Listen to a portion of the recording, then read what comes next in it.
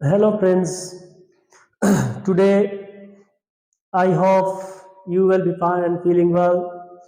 And today, our topic is about the watch. That how we will say in English that this is the time in my watch and this is 3 o'clock या whatever. So English में हम कैसे किसी को बताएंगे कि मेरे पास time क्या है. फॉर एग्जांपल आपको एक इंग्लिश मैन से मुलाकात हुआ और उसने पूछा कि क्या टाइम है, what is the time in your watch, what you will say. So you must to know about the watch uh, in detail in English language.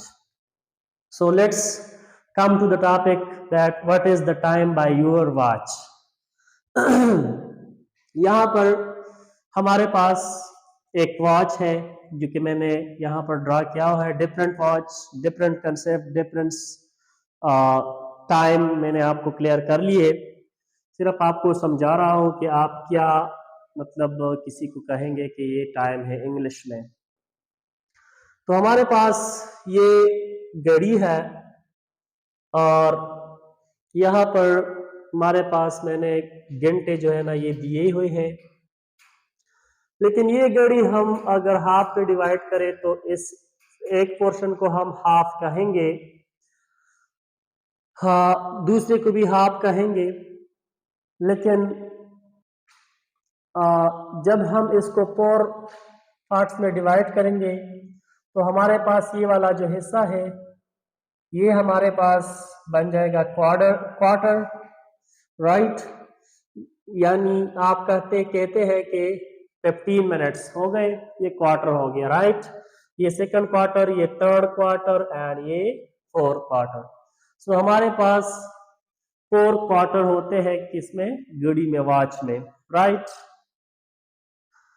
Next one हमारे पास एक तो हमारे पास ये घंटों का जो ये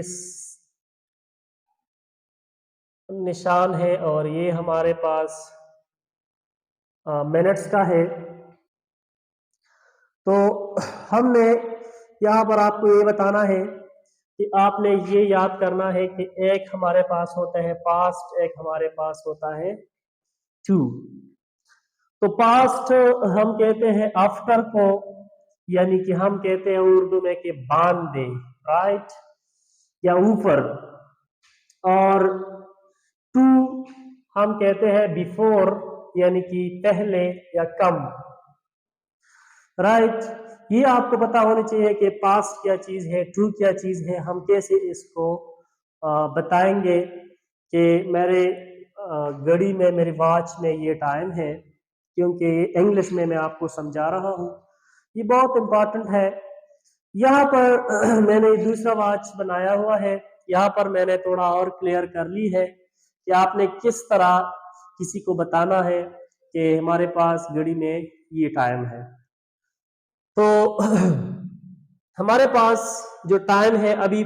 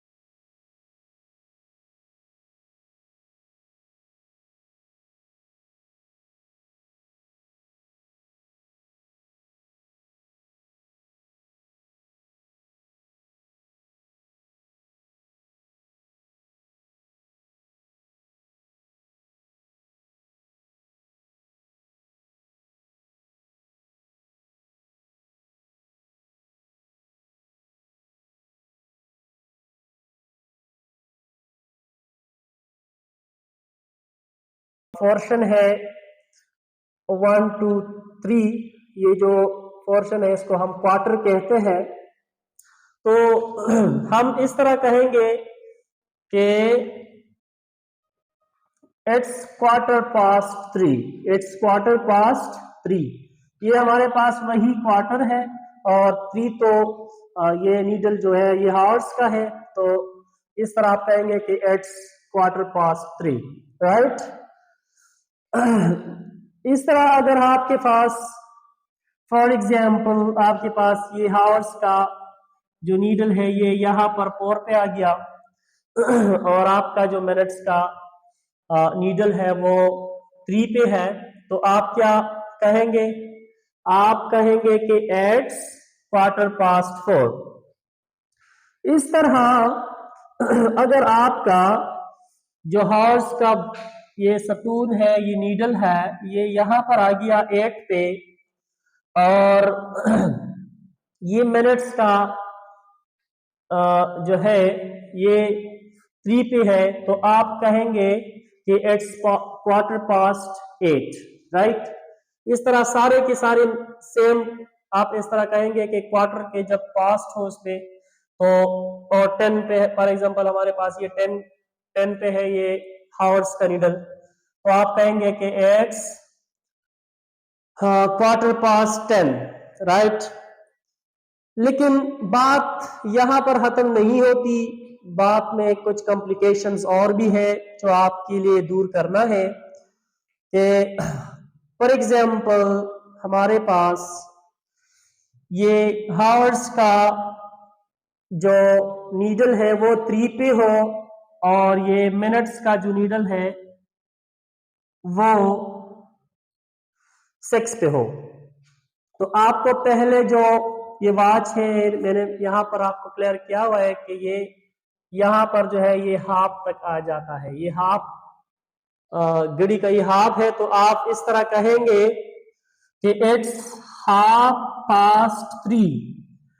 आपको बात समझ में आ गई कि आप इस तरह कहेंगे, किसी ने पूछा कि व्हाट इज द टाइम, सो आप कहेंगे कि फॉर एग्जांपल आपके पास 3:30 बजे है, तो आप इसको कहेंगे it's half past 3, okay.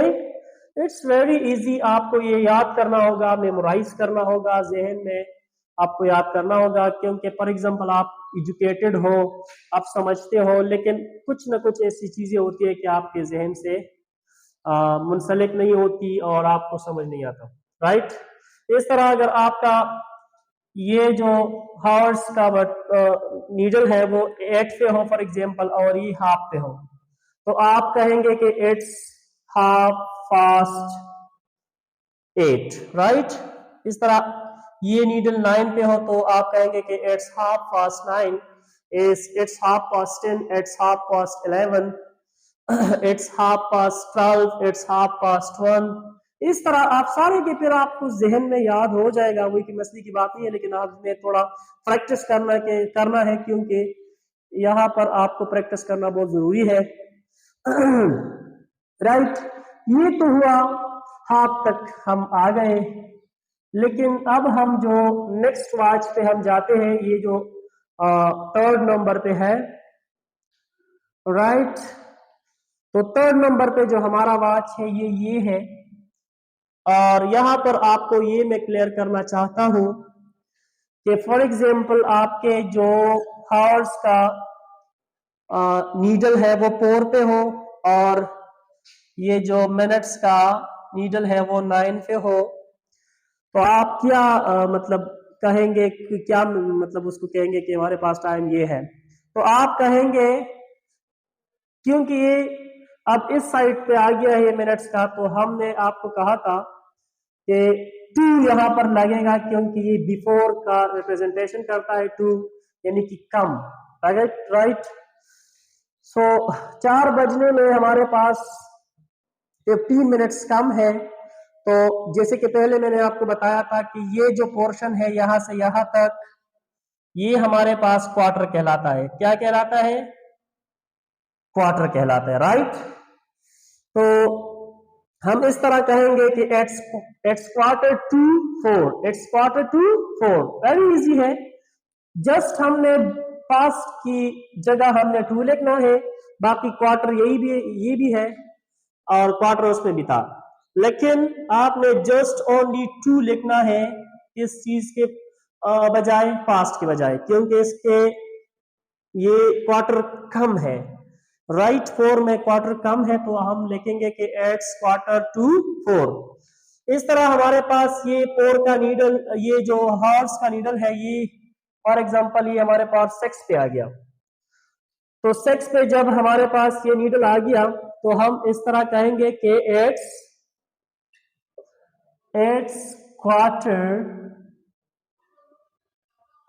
To 6, it's quarter to 6 means के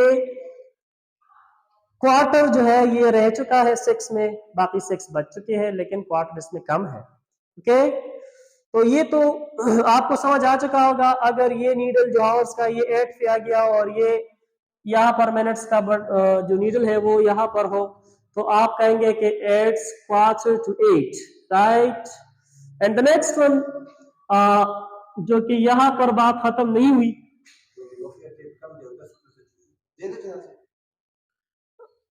यहाँ पर हमारे पास जो फोर पे जो हमारे पास ये मैंने घड़ी लिखी हुई है, तो ये घड़ी हमारे पोर पे है, तो पोर पे जब हमारे पास ये घड़ी है तो हम इस तरह कैसे कहेंगे कि ये क्लियर हो गया कि ये तो क्वार्टर वाला हिस्सा हो गया, ये हाफ का हो गया सारा, ये यहां से यहां तक हाफ का हो गया, ये क्वार्टर्स में डिवाइड हो चुके हैं। लेकिन अगर आपके पास टाइम है, अभी पॉइंट को आप नोट कर ले कि हम आपके पास टाइम है 10 मिनट्स ऊपर है 3 पे, राइट, 3 हॉर्स पे 10 मिनट ऊपर है, तो आप यहां पर क्या कहेंगे? आप यहां पर कहेंगे कि it's 10 past 3, it's 10 past 3। For example आपके पास ये जो नीडल है जो हॉर्स का है, ये आपके पास चलो आ गया 6 पे, और ये जो मिनट्स का है ये आ गया 4 पे, तो आप यहां पर फिर कहेंगे कि it's 20 past 6, it's 20 past 6। इस तरह फिर सारों को आप कह सकते हैं कि फॉर एग्जांपल आपका नीडल यहाँ पर जो हॉर्स का है ये 8 पे है, और ये जो दूसरा नीडल है वो 5 पे है जो मिनट्स का है, तो आप फिर कहेंगे कि it's 25 past 8, it's 25 past 8। हमने पाइप जो वॉच है, पाइप नंबर पे जो वॉच है, हमने फिर ये भी लिखा है कि फॉर एग्जांपल आपके पास एग्जैक्ट टाइम तो इस तरह नहीं होगा कि या 15 के ऊपर होगा या 20 के ऊपर होगा। अगर आपके पास जो मिनट्स का नीडल है वो 23 पे है और नीडल जो हॉर्स का है वो 6 पे है, तो आप फिर इस तरह कहेंगे कि it's 23 past 6, right, it's 23 past 6। तो ये भी आपको समझ आ गया। फॉर एग्जांपल ये नीडल आपके 9 पे है और ये यहाँ पर है मिनट्स का नीडल 23 पे है, तो फिर आप कहेंगे it's 23 past 9, राइट। अनदर जो लास्ट वन है, ये जो लास्ट वन मैंने वॉच लिखा हुआ है, ये हमारे पास है कि ये पास्ट का चक्कर तो अभी खत्म हुआ, लेकिन अगर आपके पास मिनट्स का जो नीडल है वो 8 पे हो और हावर्स का जो नीडल है वो 4 पे हो, तो आप फिर कहेंगे कि it's 20 to 4, it's 20 to 4 means आप फिर 2 कहोगे कि ये 4 तक आपका 20 मिनट्स अभी बाकी है, it's 20 to 4। ये साइन यहाँ पर पास्ट से चेंज हो गया 2 को, क्योंकि ये अब कम की बात कर रहे हैं। फॉर एग्जाम्पल नीडल यहाँ पर है, तो फिर आप कहेंगे कि it's 23 to 4, it's 23 to 4, right. तो ये तो था यहाँ तक एक्सप्लेनेशन, शायद आपको समझ आ चुका है कि वॉच को है कैसे हमने इंग्लिश में टाइम बताना है किसी को। ये बहुत इंपॉर्टेंट है बहुत से लोगों को पता नहीं होता कि इस तरह हम कैसे फिर बताएंगे। लेकिन हमारे पास एक दो बातें हैं जो लास्ट में है, ये मैं आपको डिस्कस करना चाहता हूं कि मैंने लिखा हुआ है कि what is the time by your watch, right. तो यहाँ पर ये आपने नहीं समझना कि वॉच के जरिए क्या टाइम है, राइट। वॉच के जरिए क्या टाइम है, घड़ी के जरिए क्या टाइम है, राइट। ये यहाँ पर इस मकसद के लिए यूज हुआ है कि ये बाय जो है ये प्रीपोजिशन है, लेकिन यहाँ पर आप सोचेंगे कि ये according to your watch, according to your watch, क्योंकि ये बहुत अहम पॉइंट है कि हमारे पास, मतलब आप मुझे कहते हैं तो अकॉर्डिंग टू यूर वॉच क्या टाइम है। फॉर एग्जांपल आप अमेरिका में रहते हैं तो वहां पर टाइम तो चेंज होगा, ये टाइम वहां पर तो आप नहीं कह सकते। तो इसी वजह से हमने ये बाय का जो लफ्ज है ये यहाँ पर इसलिए यूज हुआ है कि अकॉर्डिंग टू यूर वॉच क्या टाइम है, what is the time according to your watch, right. तो इस तरह ये आपको क्लियर हो गया कि बाय का मतलब है according to your watch. And next one, ये जो हमारे पास ओ क्लॉक है इसका क्या मतलब है। इसका मतलब आप समझ ले कि ये o'clock it's 3 of the clock नहीं है, it's 3 of the clock time नहीं है। ऑफ द क्लॉक का क्या पता चलता कि कौन सा क्लॉक है, मतलब आपका कौन सा टाइम है, अमेरिकन टाइम है, क्या टाइम जोन आपके मोबाइल या वॉच में चल रहा है। तो इसका मतलब है this, it's 3 of this clock, it's 3 of this clock, right. तो यहां पर आपने दिस यूज करना है कि मतलब ये आपने लेना है जहन में कि it's 3 of this clock, right. तो ये हमारा आज का लेक्चर था जो कि वॉच के मुताबिक था, और वॉच को आप इंशाल्लाह पूरी तरह से आपको समझ आ चुका होगा कि इंग्लिश में हमारे पास हम टाइम को कैसे कहेंगे कि हमारे पास क्या टाइम है वॉच में। ये बहुत इंपॉर्टेंट है। अगर वीडियो अच्छी लगी हो तो सब्सक्राइब भी करते जाए और पूरा वॉच भी क्या करे ताकि पूरा आपको समझ आ जाए।